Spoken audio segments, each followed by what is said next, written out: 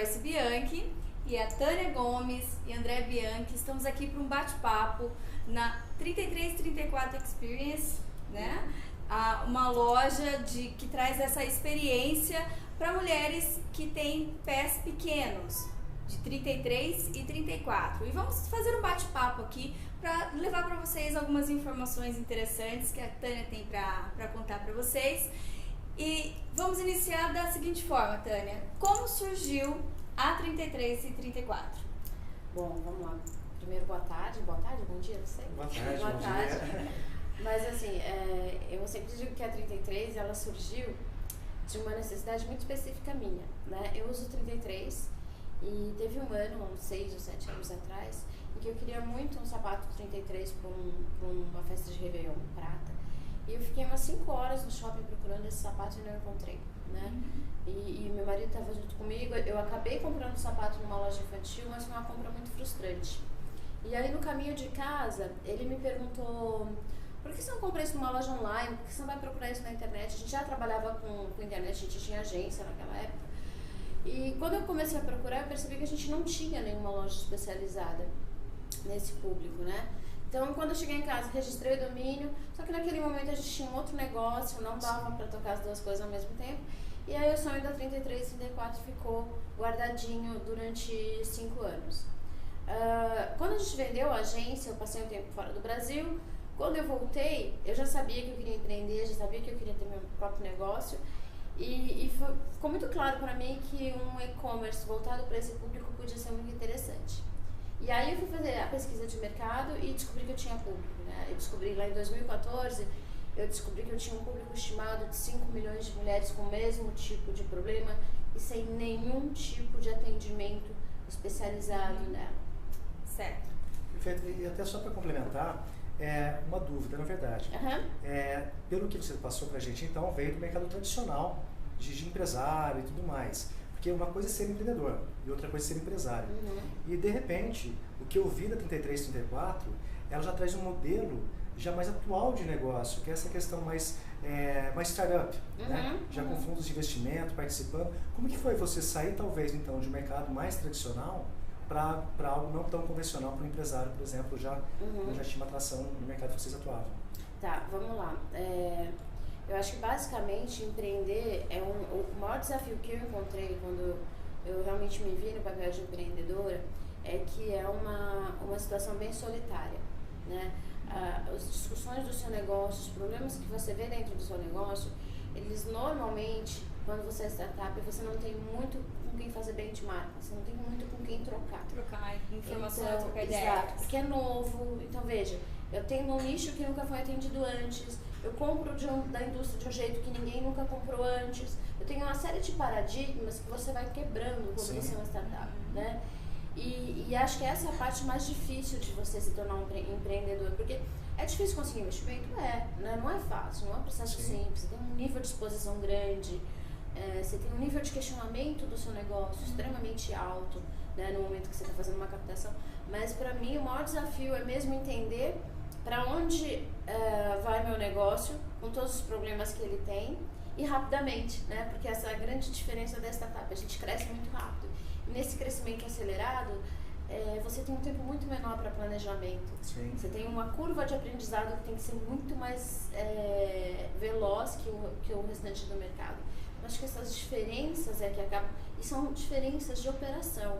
Eu sempre digo, não são diferenças gigantescas, não tem todo o glamour empreendedor dentro do seu negócio, né? Você pode sair, fazer eventos, falar, mas quando você volta, você tem que botar produto no correio, você tem que garantir que o correio entregue para sua cliente. Então não é só aquele glamour, aquela coisa que se vê nas capas das revistas, que já é o final, né? Realmente tem todo um trabalho por trás. A mão na massa. Tem que ter. Tem que ter a mão na massa, tem que suar bastante. E entender mesmo, né, o seu consumidor, né? E como a gente está aqui, né, nessa experience, né? Mulheres de 33 e 34 venham conhecer o ambiente, porque temos muitas opções aqui. E como a Tânia disse, era um problema que ela estava sentindo que não tinha tantos modelos disponíveis, e ela foi então colocando algumas empresas, trazendo empresas, né, para o seu para sua linha de atuação, E fazendo esse tipo de parceria, como que foi, assim, encontrar parceiros? Foi logo de imediato essa aceitação? O mercado... estratégia da sua empresa? Como que você... O mercado compreendeu que realmente precisava estar junto nesse nicho? É que assim, a gente precisa entender a linha de estratégia da 3334, né? Para entender como é que a gente começou e onde a gente está agora. Quando a gente começou, a gente imaginava que a gente seria uma loja multimarca, online, especializada na numeração 3334. Então, quando eu me coloquei como uma multimarca, eu quis garantir que eu teria a presença de grandes marcas da indústria calçadista brasileira disponíveis para minha cliente, independente do estilo dela. Então, eu conversei com a maioria das indústrias calçadistas no Brasil que atendem o público feminino. Né? Algumas delas não aceitaram o desafio, acharam que não valia a pena atender esse nicho especificamente, porque tem uma rotina de fábrica que é modificada quando eu coloco um pedido, né? Da 3334. Eu tive outras marcas que abraçaram e me ajudaram no crescimento. Então, Luiza Barcelos, Visano, Converse, a própria Vicenza. Então, são marcas que estão comigo até hoje e que garantem as entregas do mesmo modo que elas atendem qualquer outro varejo de sapatos. Né? Então, esse foi o primeiro aspecto. Somos uma loja multimarca, trouxemos na época umas 14 ou 15 marcas. A gente continua oscilando entre 16 e 17 marcas, porque algumas a gente retira, outras novas chegam. Né? A gente já passou dessa fase de ter que bater na porta da indústria. Hoje, graças a Deus, toda vez que existe uma indústria nova no mercado, que existe uma nova rotina de criação de sapatos, a gente é consultado. Eles vêm até aqui, mostram tudo que existe de novidade. Então, hoje a gente já tem esse respeito do mercado.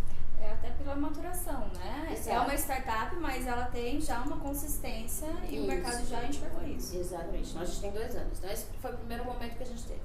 A gente teve um segundo momento lá no começo de 2016 em que a gente resolveu que a gente teria marca própria. Já fazia parte do nosso planejamento estratégico e aí a gente foi conversar com 3 indústrias diferentes que tinham um perfil do jeito que a gente precisava na construção do sapato, né? Porque quem calça pequeno sabe que a gente precisa de forma um pouquinho especial, um ajuste aqui, um ajuste ali. E aí a gente trouxe a marca própria, que hoje responde por 25% das minhas vendas. Isso no começo de 2016. E fabricação Brasil? Brasil. Interior de São Paulo, Franca, Jaú? Não, Rio Grande do Sul. Rio Grande do Sul. Isso, eu não tenho ainda um parceiro em Franca. Eu estou procurando, porque eu queria muito ter a presença de Franca dentro da 33, sabe? Perfeito. Vamos ver se eu encontro alguém. Se tiver aí, ó. Assistindo aí. Oportunidade. Pode ligar que a gente vai fazer negócio. E aí, então, esse foi o segundo momento da nossa marca, né? Isso foi lá no começo de 2016. No final de 2017, a gente fez 2 movimentos grandes para a marca também, que foi o quê? A abertura da 3334 Experience, foi lá em outubro, que também hoje é um canal bem importante nas minhas vendas. E a intenção de ter a Experience foi o seguinte: a gente vê cada vez mais um movimento de omnichannel, vocês estão dentro disso, que é assim, não importa onde seu cliente vai comprar, ele precisa encontrar você.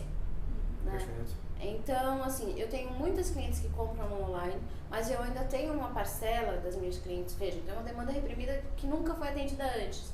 A minha cliente ainda tem medo de comprar pela internet. Desculpa interromper, mas essa questão da experience, o homem, ele é um pouco mais fácil, cético, né? Porque é número 40, ele olhou, gostou? Leva. Morreu. No caso da mulher, que tem toda essa questão da mulher se olhar, colocar, vestir, como que foi você quebrar algumas barreiras nesse sentido na evolução do seu negócio? Porque imagino que tem uma barreira, não tem? Essa questão da mulher ainda se ver, colocar, online, sentir, né? Exatamente, comparado ao online. Então, a experiência ela veio para complementar isso. Mas, e aí ela quer pra mim, assim, falando de negócios, o interessante quando vocês pensarem se vale a pena o O2O, que é ir do online para offline, né? Porque a gente tem custos muito altos também no offline, numa loja física, mas se for para estabelecer um canal de confiança com o seu cliente, porque assim, eu não espero que a loja física venda mais que a minha loja online, mas ela complementa a experiência da minha cliente. Então a primeira compra dela, ela vem a uma loja e experimenta. A segunda compra dela, ela vai para online, né? Eu tô com 4 meses de loja e eu posso te afirmar, minha cliente só faz a primeira compra na loja, depois ela volta para online, porque ela já confia. Você já teve experiência com pop-up store? Eu tenho visto esse movimento muito forte nos Estados Unidos, né? São aquelas lojas que surgem mais com o objetivo de trazer algum tipo de experiência para o usuário, mas são pontuais e específicas para validações. Não tive ainda. Não tive ainda. Esse ano é um ano que a gente vai testar alguns projetos diferentes, né? E essa é uma grande vantagem de ser startup, porque eu posso... Existe uma dinâmica muito grande, exato, né? Usar o dinheiro de investimento para experimentar canais novos de negócio, né? A gente precisa ter uma segunda loja aqui em São Paulo, né? A gente já viu que isso foi sinalizado pelos nossos clientes, então nesse primeiro semestre a gente vai ter uma segunda loja. Eu não sei se vai ser um modelo pop-up, a gente está estudando isso na verdade, né? Ou se vai ser um modelo de loja de rua, ou se vai ser uma loja de shopping. A gente está estudando o modelo, mas que vai acontecer, vai. Mas de novo, para mim, o físico e o online, eles se complementam no sentido de que são só canais para chegar ao meu público, entende? Não é o meu negócio. Sim. Né? Meu negócio é atender especificamente um nicho. Para mim, os canais online, offline, enfim, são os canais que eu uso para chegar nesse... É só o meio. É só o meio para chegar ao fim. Exato. Né? Exatamente. E como assim você se sente? Porque, embora hoje eu vejo muitos movimentos de mulheres, tanto como investidoras, empreendedoras, empresários, a gente tem aí já vários cases, mas é gostoso de ver mulheres saindo, vamos dizer ali, um pouco da caixa, fazendo alguma coisa diferente, aparecendo e realmente fazendo um novo mercado acontecer. Como foi, no teu caso, especialmente a experiência com os investidores? Porque você pegar o dinheiro de alguém para trabalhar não é tão usual no Brasil, né? Então, como que foi essa experiência de começar a trabalhar ali com um investidor? Esse movimento de prestar conta, não tem? Como que funciona isso? Qual que é o tempo que o investidor geralmente ali tem a paciência para ter o resultado? Como que você enxerga isso e tem vivenciado isso? Até porque não foi um aporte só, né? Que vocês receberam. A gente já está no terceiro. A gente teve 3 investimentos anjo. E agora a gente vai entrar no novo round de captação que não é mais anjo, né? Que a gente chama, acho que de bridge, né? Não lembro muito o nome. Mas não é um venture capital ainda, né? Mas a gente já saiu do investimento anjo. Acho que o Kepler, Bossa Nova. Isso. Na verdade, o que acontece é o seguinte, eu imagino assim, a 33 e 34, tanto como a 33 e 34 foi uma solução para um problema meu, né? E aí depois eu descobri que tinha muita gente que sentia essa mesma dor. Eu acho que ter investimentos foi uma dor que eu tive quando eu abri a 33, e que eu encontrei no canal de investimento anjo uma solução. Porque eu precisava de estoque, né? E esse estoque inicial, a indústria calçadista não me venderia a prazo. Então, para eu ter o estoque inicial, eu precisaria ter um capital maior. Sim. E aí eu fui buscar investimento anjo. Eu não acho que exista diferença entre uma mulher à frente de um negócio e um homem à frente de um negócio para receber investimento anjo. Eu acho que o que define o interesse de investidores primeiro, a composição da equipe fundadora, né? Então, assim, eu não estou sozinha no meu negócio. Eu tenho 3 sócios que são extremamente respeitados no mercado que eles atuam. Perfeito. Né? Então, essa composição de equipe é muito importante para o investidor. E a segunda é o quão disruptiva é a ideia, né? O quanto você vai mudar o mercado que você vai atuar, né? Porque o investidor anjo entende o quanto esse dinheiro é um investimento de risco, sabe? Ele está preparado para perder. Mas eu sempre assumi um compromisso muito grande com os meus investidores de, primeiro, reportes mensais, então respondendo como funciona essa relação. Funciona porque em cada round eu tive um investidor líder. Perfeito. E esse investidor líder responde para os investidores que botaram o dinheiro deles na 33 e T4. Então, faço reporte a 3 investidores e esses 3 investidores reportam para os demais. Perfeito. Então, funciona por isso. A gente tem uma relação muito transparente. Eu falo com os meus investidores desde todas as semanas, provavelmente, e não só para dar reporte, mas para...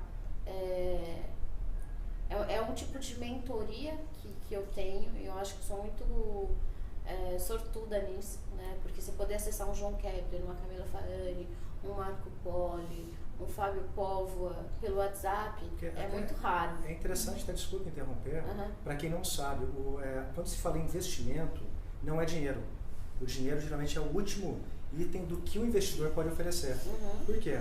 Porque é o que a gente chama de smart money. Quando você tem um investidor, uma rede de contato ou relacionamento que pode auxiliar o empreendedor. Então, realmente não é só a questão, olha, está aqui o dinheiro e está aqui a cobrança. É você realmente ali estar fazendo, junto aos investidores, essas pontes e acessos a terceiros. Né? Porque a gente está falando de tipos de investimentos diferentes. Né? Quando a gente fala de investimento anjo, que é um investimento que está ficando mais comum no Brasil, né? Porque você tem médios investidores querendo investir nessas empresas menores, Sim. que produzem muito emprego, que produzem muito resultado, que tem muito foco, né? Sim. Então existe um movimento de investimento anjo crescente no Sim. Brasil, e esse é o que a gente chama de smart money, porque é um dinheiro que vem junto com um pouco de mentoria, um pouco de know-how de negócios, né? Exato. Então eles trazem muito mais que dinheiro para o negócio. E aí tem um, sei lá, terceiro ou quarto momento na vida de uma startup em que ela vai receber provavelmente dinheiro de um fundo de investimento, e aí o que vale é a última linha de resultado. Mas até chegar lá, dá para explorar muito essa relação com investidores anjos. Perfeito. E tem uma dúvida que me veio agora, tenho lido muito a respeito, especialmente no Brasil, lá fora já pegou bastante, a questão dos marketplaces, que é um dos lugares que você pode trabalhar com vários produtos. Eu vejo um movimento muito forte aqui no Brasil, desde Americanas, a própria Dafit também, e eu vi que vocês, na própria Magia, saiu matéria a respeito da Dafit também, vocês estarem entrando com os produtos lá. Como que você vê esse movimento, às vezes para um pequeno empresário, para um pequeno empreendedor, às vezes ter um produto bom também, como tem sido essa relação, os passos que vocês têm feito para entrar nos marketplaces? Marketplace, assim, quem trabalha com e-commerce tem que tomar muito cuidado na hora de pensar em marketplace.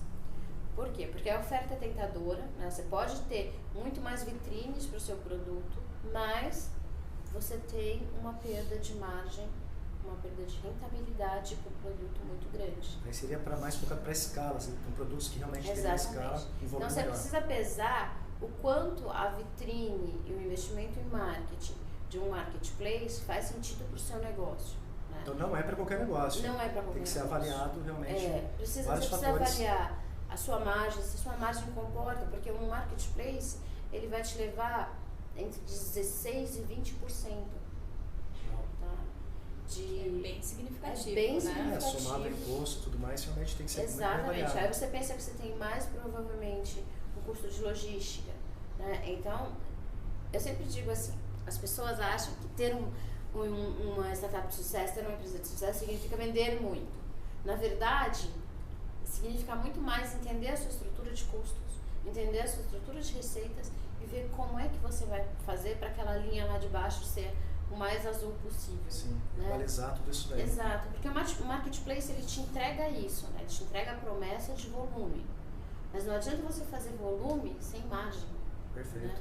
Então, eu sempre digo para as pessoas avaliarem bem, negociarem taxas de marketplace, porque esse é um movimento muito complicado. Se a gente olhar a Amazon, por exemplo, a Amazon até hoje não é uma empresa lucrativa.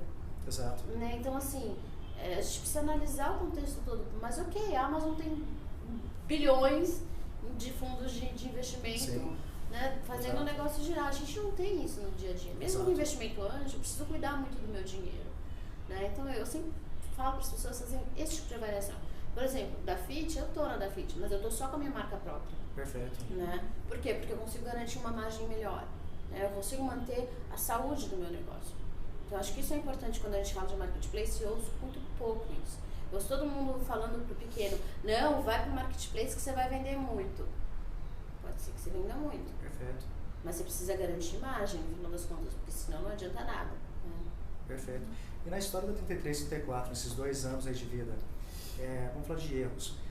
O que você vê, que você fala assim, poderia ter feito diferente? Então, assim, pro pessoal que está vendo às vezes, e que está começando, e que está desenvolvendo o negócio, você fala assim, olha, em determinada situação eu fiz um tipo de negócio, ou fui para um caminho que eu acho que não poderia ir, e acabei economizando tempo e dinheiro indo para outro local. Como que você poderia passar para a gente alguma situação nesse sentido? Tá, então vamos começar por ferramentas, né? Ferramentas de tecnologia.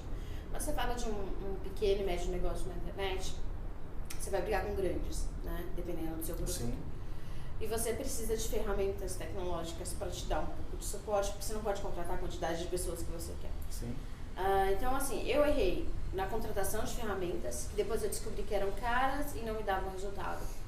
Então, eu sempre dou esse conselho também. Vai contratar uma ferramenta, pede um mês de teste, vê o comportamento dessa ferramenta dentro do seu negócio. Até porque nem sempre custa barato a ferramenta, nunca né? custa barato. Nunca barato, no Brasil né? é caro, né? Exato. É caro, assim. E se você começa a somar, então, por exemplo, seu site mobile custa, sei lá, R$400 por mês. Seu ERP custa mais R$400 por mês. sei lá, uma ferramenta de resgate de carrinho abandonado custa mais R$300 por mês. Quando você olha a conta no total, e assim, é conta muito fácil de fazer quando a gente é pequeno. Pega teu produto e fala assim, quantos sapatos eu preciso vender para pagar essas 3 ferramentas que eu tô colocando aqui dentro? Então não tem muito segredo, né? Não tem muito segredo. Realmente, olhar, é interessante ela tocar nesse assunto, porque às vezes o empresário, o empreendedor no início da empresa, não é que ele está vislumbrado, mas ele vê muitas vezes, não, eu quero isso é bom, aquilo é bom, e ele quer, às vezes, abraçar muitas ferramentas num curto espaço de tempo, e aí a coisa não funciona. Vai furar seu caixa, porque elas começam a pesar, entendeu? E outra conta simples, que dá pra fazer rapidinho, ok? Vendi X esse mês, gastei X em ferramentas. Quanto isso representou do meu negócio? Exato. Percentual, entendeu? Olhou um número grande e fala, pera, eu preciso de tudo isso, eu consigo fazer sozinho. Né? Porque a tecnologia, ela vem pra apoiar, mas quando você é pequeno, sim. E empreender é uma coisa que é bem importante as pessoas entenderem, empreender não é trabalhar menos, a gente vai trabalhar mais. Então quando você vai trabalhar mais, você consegue entender que às vezes uma ferramenta vai facilitar o trabalho, mas vai custar tão caro para o seu negócio que é melhor você entender como você pode resolver aquilo internamente, pelo menos até você ter tração e caixa para fazer isso com tranquilidade. Isso que você está falando, a gente está falando de um e-commerce, uma loja virtual. Então você que está querendo empreender, está com uma ideia de ter o seu produto online, tem essa visão de que é uma empresa, porque muitas vezes a pessoa confunde assim, achando que vai ser uma loja virtual e vai ser simples. Tem que ter essa visão de negócio desde do início, né, dessa ideia. E para vocês verem como que essa dinâmica toda de ter um negócio online é a mesma dinâmica de ter um negócio físico. E é bom a gente deixar isso aqui bem claro para as pessoas compreenderem como que é o empreender. E às vezes é até mais complicado do que você ter o seu negócio físico. Porque, vou dar um exemplo. O e-commerce agora existe uma legislação que me obriga a emitir GNR, que é a guia de pagamento, por produto, por estado. Então assim, eu tenho uma pessoa no financeiro que passa 1h30, 2 horas por dia pagando guia de R$4, R$3, R$2. E a legislação me obriga a fazer o pagamento antes de enviar o produto e enviar o comprovante de pagamento junto com a nota fiscal. Olha o tamanho da burocracia que se construiu. E assim, não é o grande precisa fazer, o pequeno não precisa fazer. Não, todos precisam fazer. Então assim, a gente tem um pouco mais de burocracia no e-commerce do que a gente teria talvez numa loja física. Eu posso falar isso por experiência própria agora. E é muito mais sensível, né? O e-commerce, ele tá um negócio, quando você coloca um negócio na internet, o teu nível de controle sobre o seu negócio é muito menor, né? Eu estou há 2 anos na 3334, tem muita história que saiu da 3334 que eu nem soube, porque assim, você não consegue controlar tudo, né? A internet é um mundo muito livre, então você precisa cuidar muito mais de marca, você precisa cuidar de relacionamento com o cliente, né? Porque um post de um cliente insatisfeito pode gerar um engajamento de 200 mil compartilhamentos, né? A gente vê muito isso, então cuidar da marca. E como vocês têm visto isso em relação à internet? Porque uma coisa é o site, a plataforma, as ações que vocês criam. E outra situação é você utilizar esse engajamento. Eu digo isso porque a matéria que nós fizemos com a Tânia, com a 3334 na Magia, foram coisa de 15 mil acessos em 2, 3 semanas. E eu vejo realmente, vocês não vendem produtos, vocês vendem experiência, vocês vendem um propósito atrás disso daí. Como que vocês enxergam essas ações que acabam viralizando e vocês acabam pegando ali uma cauda longa disso daí? Vocês têm trabalhado nisso? Tem surgido muitos casos como esse? A gente tem experiências muito boas na 33. Assim. O post de inauguração da loja física, por exemplo, ele teve um alcance de 3 milhões. 3 milhões? 3 milhões, Uau. Orgânico. Uau. Sabe? 3 milhões de pessoas. Então, assim, a gente tem um engajamento muito forte. Eu acho, não tenho certeza, mas a impressão que eu tenho é porque a gente resolve um problema que é quase um problema social, né? Quem tem uma amiga, uma mãe, uma irmã, uma namorada, uma prima que usa 33 e 34, em algum momento já percebeu o quanto é doloroso para essa mulher não ter um tratamento adequado. Sim. Né? E eu não estou falando de superar a expectativa, estou falando de atender a cliente, porque você não tem ideia de como é desconfortável você chegar numa loja, olhar para a vendedora e falar, você tem esse no 33? Ah, não tenho.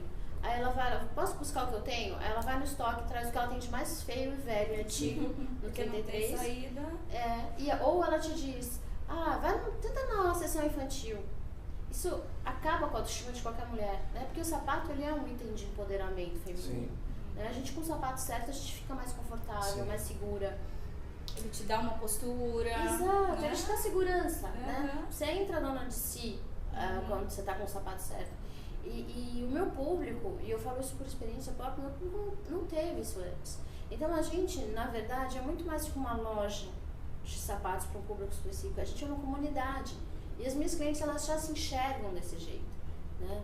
E elas se defendem e elas compartilham informação. Então, assim, às vezes eu coloco o produto na fanpage da 33, 34, não preciso nem colocar preço, porque elas mesmas trocam essas experiências de preço, de conforto, de experiência de compra. Então, assim, isso é importante. Para você construir uma marca, você precisa construir gente que ame essa marca.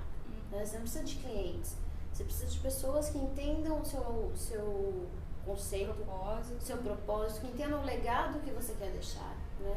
E que sonhem junto com você. Né? Porque eu não quero que a 33 seja uma loja que dure 5 anos no mercado. Eu quero uma 33 de 50 anos. Eu quero que daqui a 50 anos alguém olhe e fale, como que surgiu a 33, 34? Tem uma história. Né? A gente deixou alguma coisa construída. Então eu não quero deixar um mercado órfão. Então a gente tem todo esse cuidado. Né? Nosso engajamento, eu acho que respondendo você de modo mais assertivo, a gente é uma comunidade que nunca teve um tratamento adequado antes. Sim. Isso acaba tendo uma fidelização, né? Sim. Desses clientes e até mesmo de futuros clientes. Porque já tem toda a comunidade falando bem, falando da diversidade que tem, e ela já vai pelo próprio conhecimento da causa. Exato, é conforto. Né? Você precisa estabelecer uma relação de transparência e conforto com a sua cliente. Né? A gente tem esse cuidado. Então, quando a gente faz, eu sempre digo o seguinte, minha cliente não compra o sapato, ela compra um presente para ela. Para ela. Não é? Você não compra o sapato, você compra um presente para você. É assim que a mulher vê o sapato. Então, o sapato da 33, ele vai com uma embalagem especial, com um sachê que tem um perfume que a gente desenvolveu só para 33 e 34. Vai com um laço na caixa. Então, assim, ela tem a sensação de que ela comprou algo muito especial para ela. E não importa que ela tenha pago R$400 no sapato ou tenha pago R$90 no sapato. Ela vai ter a mesma experiência.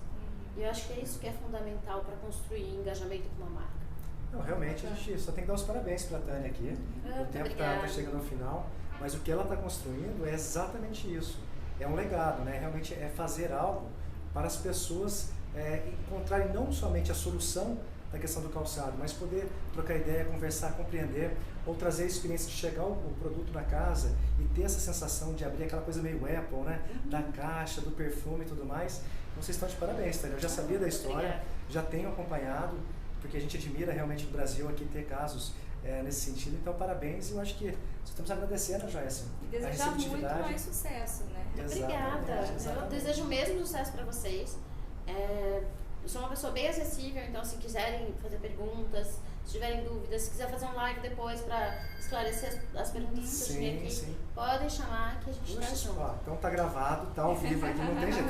Vamos cobrar depois, com certeza será muito bem-vindo, porque vai ajudar muitas outras pessoas também. Sim, eu gosto de live porque, na verdade, live a gente vai ter a experiência sempre de responder as dúvidas da pessoa na hora. Eu acho isso muito legal. Então, essa é uma das facilidades da internet, realmente é você abrir essa possibilidade, exatamente para pessoas que talvez não estejam aqui em São Paulo, que realmente não conseguiriam eventualmente ter acesso físico com vocês.